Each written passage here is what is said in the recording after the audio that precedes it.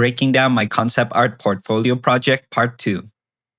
Now that I had finished designing the Baja Beast and the art challenge was over, what I was left with was a standalone design. Sure, I could always put that up in my portfolio as it is, but I wanted to expand it into my own small world building project. So one of the first things that I did was rethink the purpose of the design. I saw that I had a motif of a crescent with an eyeball on it, which reminded me of fortune telling. So maybe instead of the Baja Beast being the leader of a caravan, it could now be the home of a traveling fortune teller instead.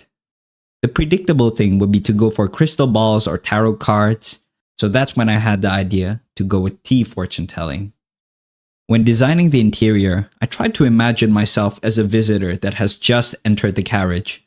What would I expect to see? I imagined that there would be a need to be a seating area for the guests and Madame. I purposefully elevated Madame's chair in terms of height and design in order to make her feel more important. I experimented with the visitors' seating being on the floor, but it felt a little bit too casual for the vibe I was going for, so I went for couches instead.